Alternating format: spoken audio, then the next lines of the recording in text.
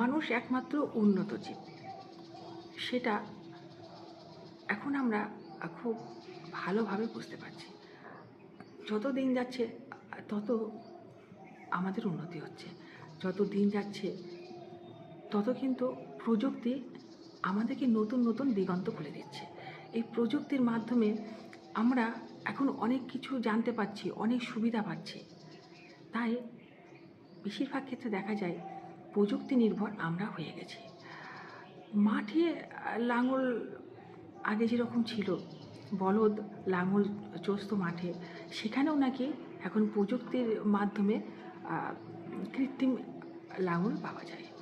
গরুর বিচুলি কাটছে, সেখানেও মেশিন বেরিয়ে গেছে। গরুর দুধ দোয়াচ্ছে, সেখানেও নাকি মেশিন বেরিয়ে গেছে। কম্পিউটার এসে তো আমাদের একদম শরীর নড়াচড়ারই বন্ধ করে দিয়েছে। তার মানে এই প্রযুক্তির মাধ্যমে, এই যন্ত্রের মাধ্যমে আমরা এত সুবিধা পাচ্ছি। এগুলো তো গেল আমাদের কর্মক্ষেত্রে, এটা তো গেল আমাদের বাইরের বিষয়। এই প্রযুক্তির মাধ্যমে আমরা কিন্তু তাকে ব্যবহার করে আমাদের সংসারেও অনেক কর্তব্য দায়িত্ব পালন করতে পারছি। আমাদের পরিবারের মধ্যে একটা বন্ডিং আমরা তৈরি করতে পারছি, আমরা প্রশংসা অর্জন করতে পারছি, এবং কেউ বলতে পারছে না যে আমি এটা দায়িত্ব পালন করছি না। এই প্রযুক্তিটা কি, এই উন্নত যন্ত্রটা কি? সেটা হচ্ছে সিসিটিভি ক্যামেরা। আগে কি করতো, একটা মা বাবা অসুস্থ থাকলে বাড়িতে ছেলে মেয়ে সবসময় চিন্তিত থাকতো। সে অফিস যাচ্ছে, বাইরে যাচ্ছে, রাত্রে পাশের ঘরে ঘুমাচ্ছে, কি জানি কি হয়। সে কাশলো কি অসুস্থ হলো, বারবার করে ছুটে যাওয়া তার ঘরে, তাকে গিয়ে দেখা, তাকে জিজ্ঞাসা করা কি অসুবিধা হয়েছে।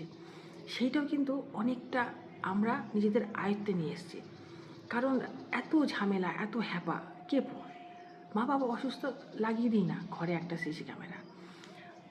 আমি আমার ঘরে বসে নজরদারি করি, ফোনে কম্পিউটারে দেখে নিলাম মা বাবার মুভমেন্ট।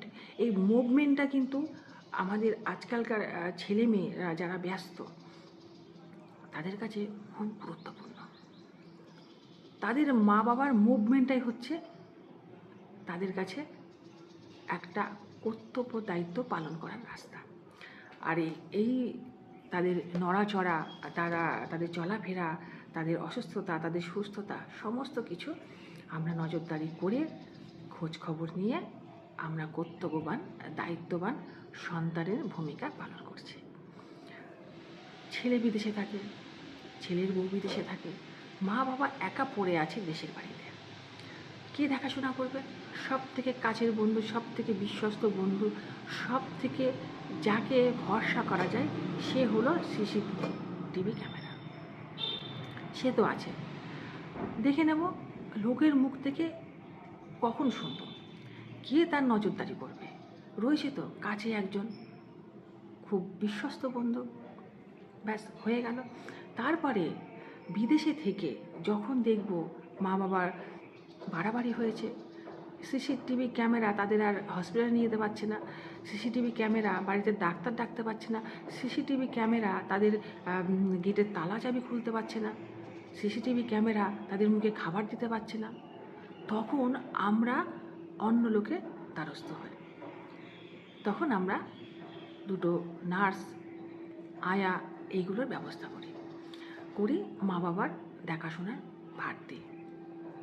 তারপরে এক সময় দেখা যায় যে এদেরও ছুটি আছে, এদেরও বাইরে বেরোনোর দরকার আছে, এদেরও খাওয়া নেওয়ার দরকার আছে। ঠিক সেই মুহূর্তে তাদের কে দেখাশোনা করবে? তখন ভরসা বাড়িতে ঠিকই কাজ করার যে মানুষটি থাকে তার। ওরা যখন থাকবে না তখন তুমি সেই দায়িত্বগুলো পালন করবে। তারও নাওয়া খাওয়ার একটা ব্যাপার আছে, তারও বাইরে বেরোতে হবে। তো এক সময় দেখা গেল সে অসুস্থ মানুষ দুটো বা একজন মানুষ বাড়িতে একাই থাকলো, তারা তাদের কাজ করতে বাইরে গেল।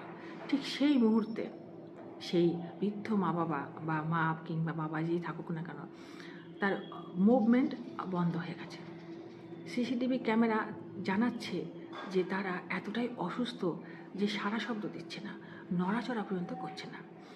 ঠিক সেই মুহূর্তে আমরা প্রতিবেশী, আশেপাশে তাদেরকে ফোন করি, এই দেখো তো মা বাবা মনে হচ্ছে নড়ছে না, মা বাবা মনে হচ্ছে অসুস্থ, মা বাবা আর আবার কিছু হয়ে গেল না তো? আপনারা বা তোমরা কি একটুখানি দেখো তো, প্রতিবেশীরা এসে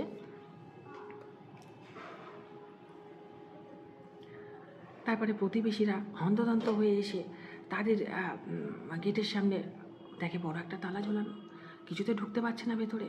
তারা ধাক্কাধাক্কি করছে, জানলা দিয়ে দরজা দিয়ে উঁকি মারার চেষ্টা করছে, কিছুতেই হচ্ছে না। তারপরে তারা কি করবে? কোনো কিছু না করতে পেরে পুলিশে খবর দেবে। পুলিশ আসবে, তালা ভাঙবে, তারপরে ঘরের মধ্যে গিয়ে দেখবে সেই বৃদ্ধ বা বৃদ্ধা যে থাকুক না কেন, সে হয় মারা গেছে, তা নাহলে এতটাই অসুস্থ যে তাদের কোনো আর সার পদার্থ নেই। অনেক সময় দেখা যায় যে 2 দিন 3 দিন তাদের বাড়িতে তালা বন্ধ, কোনো সারা শব্দ নেই। কাজের মেয়ে ছুটিতে গেছে, কাজের মেয়ে এসে দরজা ধাক্কা দিচ্ছে, খুলছে না, সেখানেও সে পুলিশ ডেকে লোকজন জড়ো করে তালা ভেঙে দেখছে যে তারা মারা গেছে। ছেলে মেয়ে বিদেশে থাকে, তাদের আসতেও তো 2-4 দিন সময় লাগে। যখন জিজ্ঞাসা করা হয় এই সমস্ত দম্পতিদের, বৃদ্ধ মা বাবাদের, আপনারা কেন যাচ্ছেন না ছেলে মেয়েদের কাছে? তারা একটা কথাই বলে যে নিজেদের জন্মভূমি, নিজেদের বসবাসের জায়গা, এখানে ছেড়ে আমাদের যেতে মন চায় না, মরবো এখানেই মরবো, ভালো লাগে না। ছেলের বউ ভীষণ ভালো, তারা আমাদের খুব আদর যত্ন করে, দূর থেকে সব কিছু করে।